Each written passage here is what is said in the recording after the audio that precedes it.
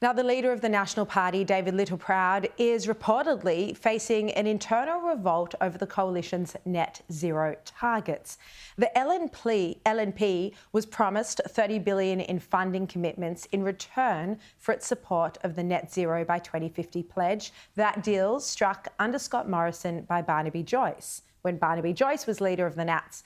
But now there's reportedly an uprising by some national MPs over the net zero target.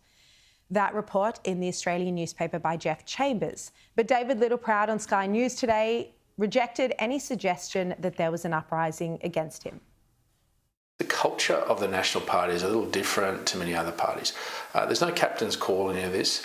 It's the primacy of the party room.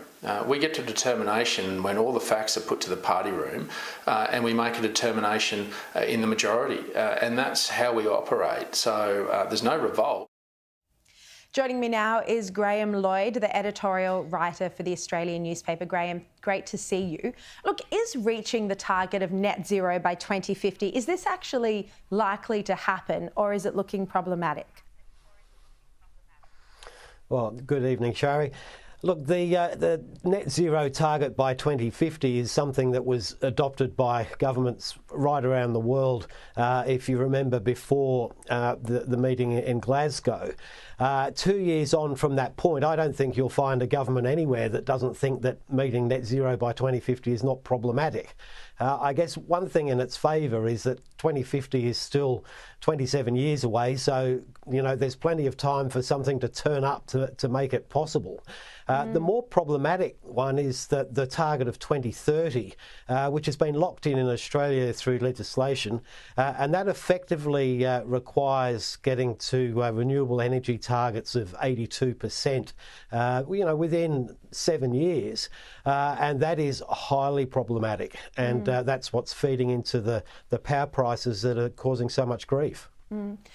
Look, I want to get your comment on this. Labor has, as we know, been, leading the push for renewable energy transition. At the same time, the government proudly announced its budget surplus just a few days ago, and it should be commended for having a budget surplus. But how much of that was due to coal and higher commodity prices, the very things that the party campaigns against? Yeah, well, certainly a large part of that is down to commodity prices being a lot higher than Treasury forecasts. It's a bit of a charade, really, that's been going on over many years, where very conservative prices are put forward as the base case, and then they come in much higher. Now, the other side to this is if Treasury were to be optimistic and say there were huge prices coming in the future, governments would be very quick to spend it and very caught short when they didn't happen.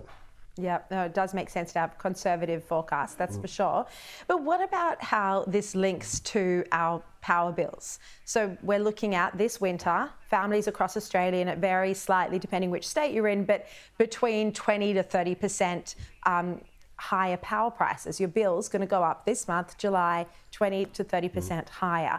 It's very expensive. How much of this is linked to the push for net zero, replacing cheap, reliable coal-fired energy with, green and other more renewable energies?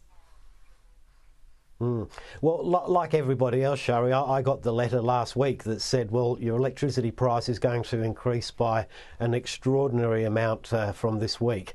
And so I know exactly how everybody out there feels. And certainly a part of that is due to the decarbonisation of the electricity system, the removal of coal-fired power in favour of renewables, and the impact this has had on the wholesale market.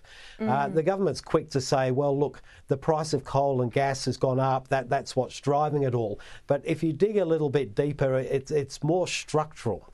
And it is a cost of the transition, and it's something that I think nobody has really got their head around at this point, how you get past that lump. Yeah. There should be more discussion about it, that's for sure. Graham Lloyd, thank you very much for joining me.